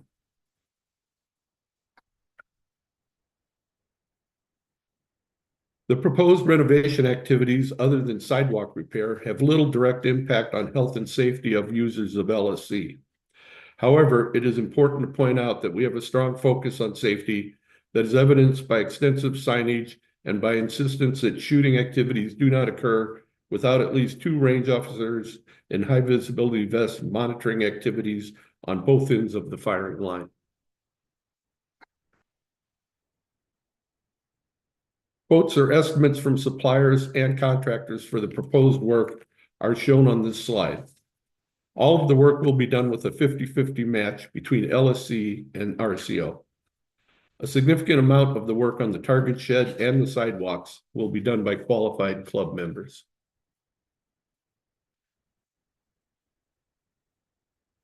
Use of LSC by law enforcement personnel is welcome. However, because we do not have rifle or pistol capability at the site, law enforcement use for training purposes is not a regular occurrence, though several of our members are current or retired law enforcement officers, including myself. Use of LSC by those holding concealed carry permits is welcome. Many of our members are concealed carry permit holders.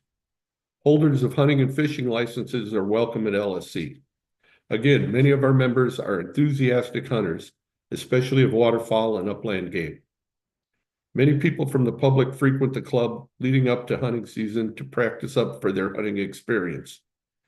We host periodic hunter safety courses in our clubhouse.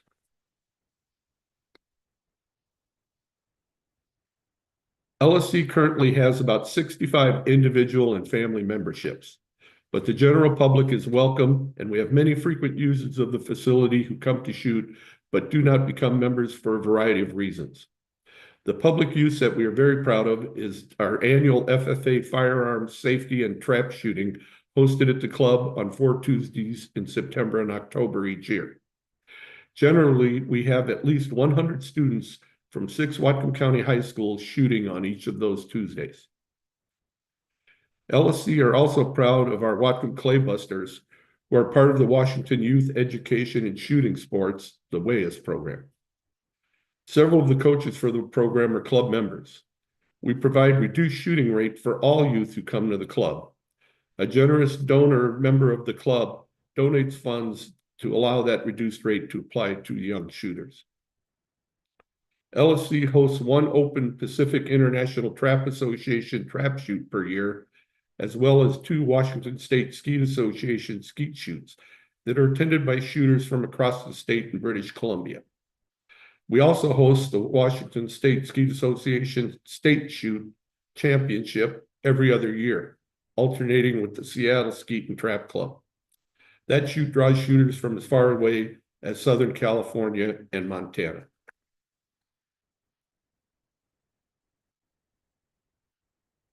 We believe that the proposed work under our FAR grant application will allow us to continue operations through prevention of injuries in the case of the sidewalk work and through prevention of possible calamitous events in the future if the target shed and skeet house work is not carried out soon. Linden Shotgun Club is not designated in a local development plan as having priority, but we do receive strong support from local government, educational entities, and businesses in the area. We draw shooters from as far away as Anacortes on the west to Seattle on the south, and from both the lower mainland and Okanagan areas of British Columbia, Canada. They in turn help the club and to some extent the local economy. I'm now prepared to answer any questions you may have and would appreciate any advice or comments to improve our proposal. Thank you. Thank you so much, Larry. All right, any comments, suggestions, questions for Larry by the advisory committee? Go ahead, Brian. Good afternoon, Larry. Hey, on the area where you're going to repair water coming in the top of the wall. You mentioned that it might be one method or it might be another. I think in order to be funded, you need to have a finite plan for what it is you're going to do there. And you've got time for that to occur. But an and/or isn't usually a good thing to come into. And I understand that there may be more than one way to approach that, but you may need to figure that out prior to final review. Thank you. Yes, we are working on that. Again, as I said, it's the caps. We actually put a very high quality rubberized paint on the houses, and where it's peeling off, it's because the water is seeping through those concrete caps directly and around the edges. We are exploring the costs and everything, and intend to make a decision shortly. Yeah, you've got time. I just want to make sure you're aware that you definitely want to come in with a finite plan of what you're going to perform. Perfect. Okay. Great. Thank you for that, Brian. Yes, and there is time for that, Larry. And also if that affects the budget as well, we would want to make sure that that the budget supports the need and vice versa. So certainly time between now and evaluation to do that. I believe you may have answered criteria number 4, Larry. I just want to let you know it's not necessary to address that criteria for this project. Okay. So you don't need to do that. I think one thing that I would recommend on this is when you got to criteria number 5, you had mentioned that you already addressed it during criteria number 1. Even if it feels duplicative, I would recommend that you go ahead and address that criteria, even if it does feel a little, duplicate, only because advisory committee members are taking a look at how each of the criteria is addressed and attaching a score to each of those criteria as they're being addressed. And I just want to make sure that you get this project gets the points that it's due. Okay. Great. Rex, go right ahead. Hi, Larry. I may have missed it. There's a lot of good information in here. On the sidewalks, yes. Are you repairing, replacing, grinding them? What's the work on the sidewalks? There's a couple spots. The main repairs are where we have the trees that provide some shade in the summer. The root growth is pushed up the sidewalks in areas. So we'll be cutting those roots out, and in some places we'll be breaking up the sidewalk and pouring new. And in other places, we're going to just try to get the sidewalk floated and leveled. And then putting in kind of a clamshell shaped ramp, pouring a ramp there in the restrooms for that about 1.5 to 2-inch lip between the sidewalk there and the concrete for the restrooms. Okay, thank you. Thank you, Rex. Any other questions or comments or suggestions for Larry? Okay, I see none. Thank you so much, Larry. Appreciate you being here. Thank you all very much for your time. We'll see you in February. Okay. All right, and we have one more presentation to go. This is Granite Falls. I don't have anybody signed up for Granite Falls. I'm wondering if we had somebody pop on. Reedco. Not really sure who that is.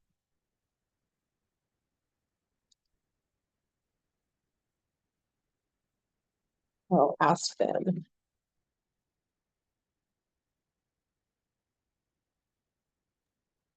Hey, Karen, this is Dan. I did try to call them earlier and I never got a response. And unfortunately for this project, I only have one contact person that was put down on the application, just one individual. Okay, we did have somebody pop on. It says Reedco. I'm not sure who that is. I did send them a direct message asking if they're from Granite Falls. But it looks like It says on my end that they're trying to connect to the audio.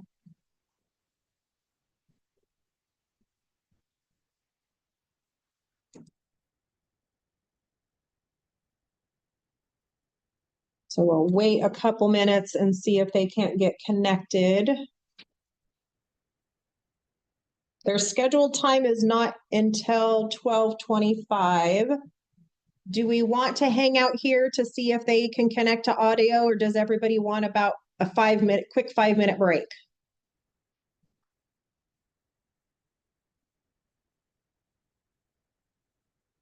Why don't we do a really quick 5-minute break and give them time to get connected, and then we'll come back about for their scheduled time at 12:25.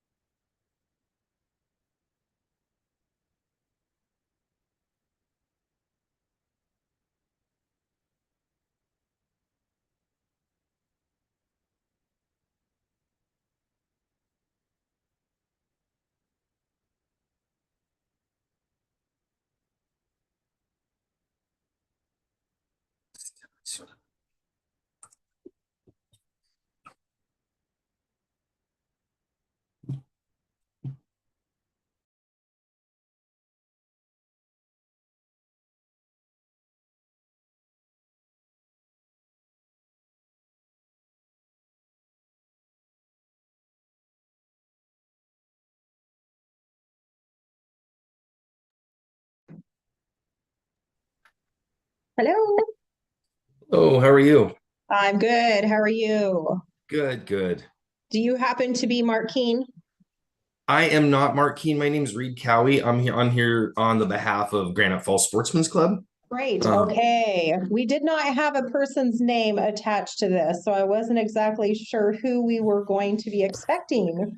Hello, oh, Reed. hi. I'm on the board of directors and the vice president of the gun club. Yeah, so I'm happy to be here today. Thank you so much. So Yeah, you bet. So, advisory committee members took a really quick break. So as they're trickling back in, I am going to get your presentation started. okay, And then what I'll do is I will hand controls over to you. okay. Takes just a little bit to do, so we'll get working on that so we can get started right at 11:25. Okay, so Sounds you should have control. So go ahead and move your mouse around. There we go. I can see your mouse on here, and you could either use your keyboard arrows forward and back. there we go. Okay. There we go. And that'll get you forward and back in your presentation. And we're right Alrighty. at 12:25. So I'm going to hand it over to you and good luck. Okay, thank you so much. I appreciate it. I apologize. I was trying to change my name here, but I scribbled on the agenda, so my apologies about that. My name's Reed Cowie. I'm the vice president and on the board of directors of Granite Falls Sportsman's Club. And we saw this opportunity on your website, and we're grateful to try to take advantage of it to make our club a little bit better. Just wanted to present today. Just wanted to present our concepts on how to enhance our gun club to so we can be sustainable in the future, keep the shooting sports alive going on in the future, and I think that through what we're requesting, we can help keep the sport alive for a much longer and make it sustainable for as far as the eye can see. So I'll move on to the first page. So our project needs, and I was able to, I used chapter 11, or excuse me, manual 11 to kind of create the project summary. So this is what it's kind of based off of. I'll let you know. So, what the project summary is between the matching, what we're requesting and our match, we would like to be able to purchase 25 new Matrix or Promatic Ranger machines for our sporting clay course and 5 stand course. This would be really beneficial, I think, especially for our sporting clays course. This would allow us the opportunity to have probably at least 3 machines at each station for 15. This way we can really cater to all level of sporting clay shooters that are interested in the sport. From the beginners to all the way to the experts. Sometimes what happens is when there's only 2 machines in limited stations, some of the people that set the course, they make it more challenging, and it kind of discourages new shooters. Plus, through this opportunity, it's a great opportunity for parents to bond with their children up the sport, help them start breaking targets and get them excited about that. So more machines will definitely help us. And then some of these machines will be going into would anticipate to be going into our 5 stand. The machines are starting to get old, very old and aged. We're using some machines that aren't quite set for that style of sport. They're more set for traps, so it's hard to get dome and belly on some of these targets with those machines. They are the old Parker Boss machines, and we have some of them that have duct tape on there to keep them alive and things like that. So we are also looking to purchase 2 new pat traps. We have 4 trap fields, and we recently were able to purchase 2 new traps, and but we really do need 2 more. Other ones are aging, and so that's why we really like to get those replaced. We do have a pretty good, steady trap shooting and hold a lot of events for the community for trap shooting, as well as sporting clays as well. And then the other request in there was for a lighting system, or to renovate our lighting system in the 5 stand. As you can see in the pictures, there's A set of lights that will illuminate targets in the dark, which would be a really new concept. It would be, and so we really, I'm not quite sure if any other clubs out here on the West Coast have it, but we've discovered this, and we thought it would be a really unique and amazing opportunity for our club and for our state, especially our region. So that's the project needs. I'm open to questions as we go through. I'm going to try to buzz through there to stay within the time frame. But so if you guys do have questions, you can ask as you go, or we can, I'll again just ask at the end if you have any follow-ups. So yeah, so Reed, go ahead and go through your entire presentation, and then we'll go ahead and get advisory committee comments at the end. Okay, thank you so much. Will do. You bet. You're welcome. Threat immediacy.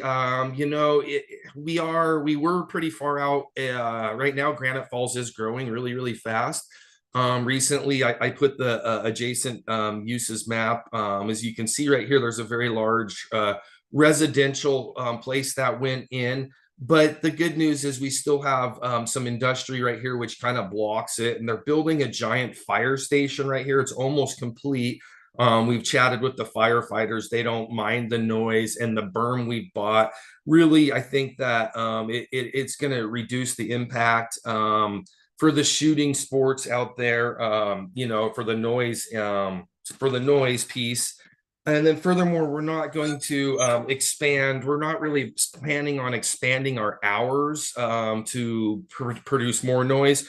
Our goal is we're open for members pretty much throughout the week, but then we're open to the public on Fridays and Saturdays.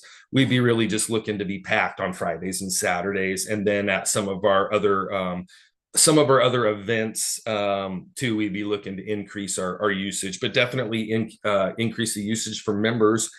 But I don't really feel like that would impact our community.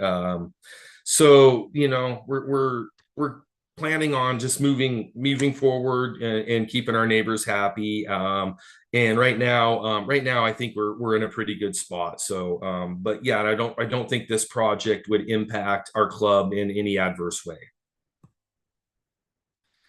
Project design, and again, I'm sorry, I do not know how I got these little things on the Zoom. My name right here, I apologize. But again, I've kind of touched base on this.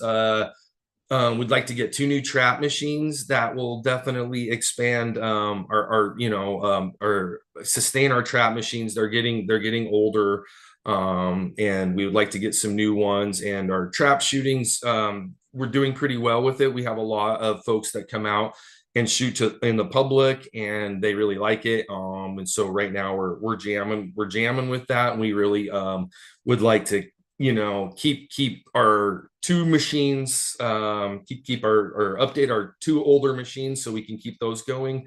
And again, the purchase of 25 sporting clay machines that I mentioned earlier, so we can get 15 to really expand our ability to throw targets that meet the needs of all shooters, and then have some to really replace the sporting clays, and then the installation of those specialty glow in the dark targets. Our facility does consider accessibility in many different ways. From communication, we really try to use our website and our Facebook page to stay in communication, but we post signs around the club and try to keep our members posted. We're going to really expand this year on having a membership pamphlet or book, so when people come out, they know how to use the equipment. Our bathrooms are ADA compliant. We have handicap accessible parking spots, and if folks that had any kind of access needs, needed support, I would be able to help them out with that. Reed, I want to let you know that we only have about 4 more minutes left for your presentation. All right. But you do not need to address this particular criteria for your project. So if you want to go ahead and just move on from this slide, and then we can get through the rest of it and get advisory committee comments. Okay, so impact on surrounding, we're skipping? Yep, you do not need to answer this criteria or criteria number 2, which is immediacy of threat. Okay. So yeah, so those 2, but you can skip over this one. Okay, There you okay. go. So we'll be on expansion and renovation. Again, I'm kind of, it's a little bit of a redundancy, but to get those, the expansion really is the expansion of the machines on our sporting clay course. So if we can have multiple machines, again, that will attract multiple new shooters and keep our club sustainable for a long time in the future, including the 5-stand. And then the lights, the glow in the dark targets and the lights are going to just be game changing if we get that up and running. Okay. Health and safety. I'll address this. I really think with the more equipment we have, the primary health and safety is going to be to the staff that work there moving those machines. They're heavy. We could move them less frequently with more, which would reduce injury. And then the old machines sometimes break targets and spray them on the customers. The new machines are more dialed in. And so we can eliminate that kind of threat to our customers. Budget and development. Our club really has all of our bills paid off. We've been able to receive some donations from folks to get some machines and get the equipment needed, but we're in good standings with all of our payments. We don't have any outstanding payments, or we're not in debt in any sort of way. We do our best at paying our bills through throwing targets at the gun club, and we want to be able to expand our ability to do that. Mandated uses. We have a lot of, we've partnered with 4-H, the Boy Scouts, Hunters Ed very much in the past, but now it's mostly online. There's a lot of folks out there with concealed weapons permit. We have a lot of hunters. We offer military discounts. We're very involved in NSCA, and we're super willing to partner with any law enforcement agency should they want to get involved with shotgun sports. Sorry, I'm just bombing through it now. And need satisfaction. Our club's pretty unique because we have a lot of really awesome shooters that travel all over the whole world and come out there and shoot. And so they give us insight on how to set our courses and cater to all needs. So we feel like by expanding our offerings, that will meet the needs of the community, especially if we can continue to reach out to these people we mentioned in the previous slide. That will definitely address that. And then applicant match. We just wanted to review what we put in for. So yep, that's a 124,810 with us putting in 62,405 and the grant request 62,405 for the total of yep. That's what our request. Yeah. So Reed, I'm going to stop you there only because the last two criteria that's under RCO scored, those are also two criteria that you do not need to answer here. Those are kind of, those are generated on the back end. So, okay.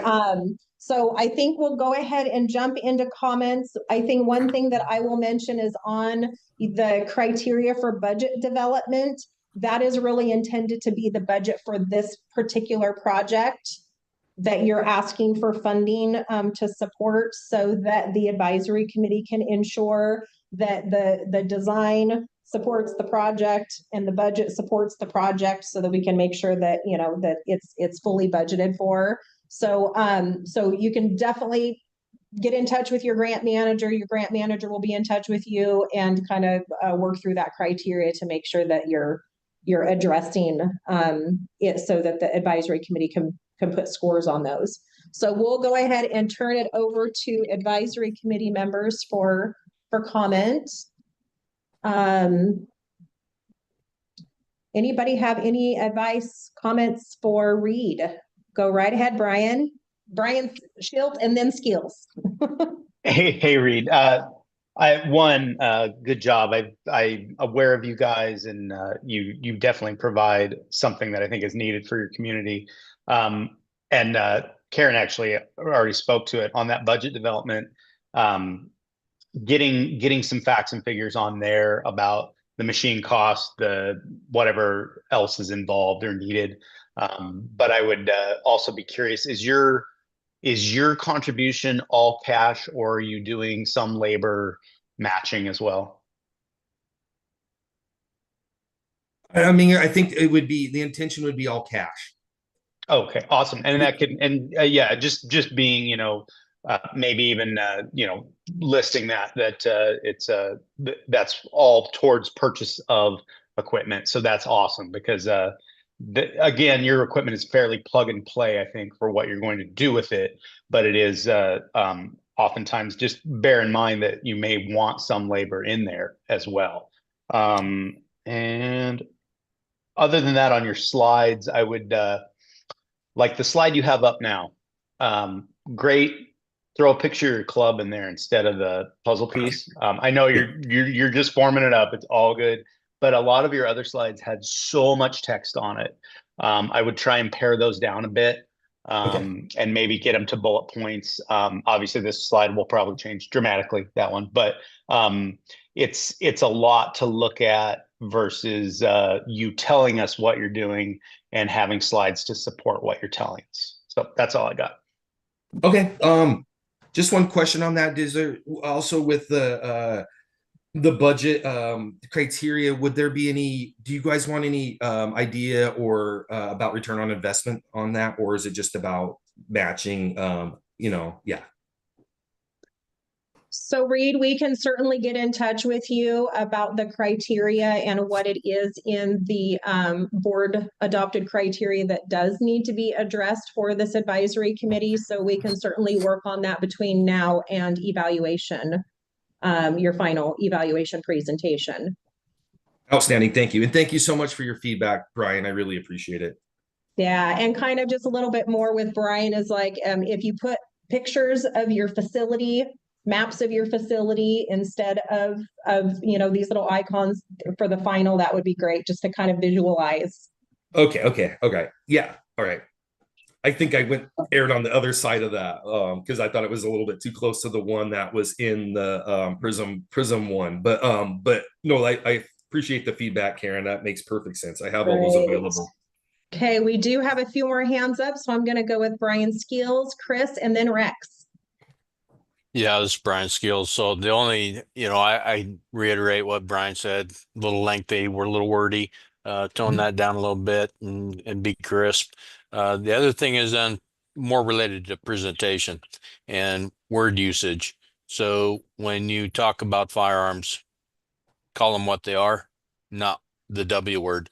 It's a bad word. It makes my ears hurt when you call a shotgun a weapon. Right. Okay. That's not what we're about. You're about shooting clays. Right. And so this, it's a little sensitive and triggers some certain things. But anyways, thank you. Great feedback. Thank you. I didn't consider that, but that excellent point, Brian. Thanks so much, Brian. Go ahead, Chris. Okay. Whoops. I would suggest a more detailed breakdown of the costs. Specifically, does the cost of the special lighting, is this comparable to the cost of a trap machine, or is it the dominant cost in your cost estimates? No, it's not the dominant cost. I can definitely break that down. Which one here? Where did it go? I think it was. Reed, you don't necessarily need to answer that right now. Maybe just something to ensure that's incorporated into your presentation for February. Okay, yeah. And I have that. Great. I can definitely do that. Christopher, thank you very much. Did you, anything else, Chris? But I do think that the lights were maybe off the top of my head, maybe 15-20% of what the request was. All right. Rex, go right ahead.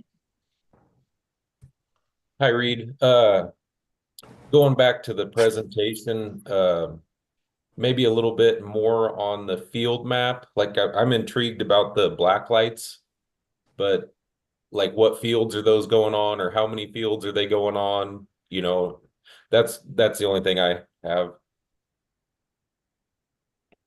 Perfect. Yep, I know exactly where we'd like them to go, so that'll be easy.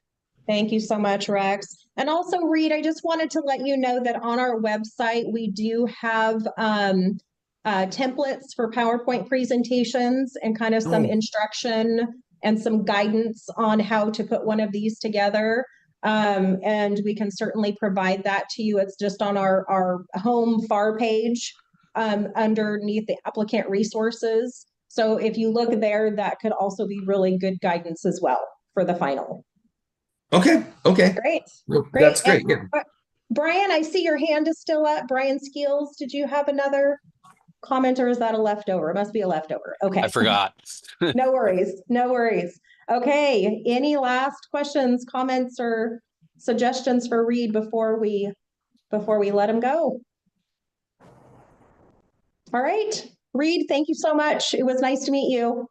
Thank you, everybody. I appreciate your time today. Have a nice day. You too. We'll see you in February.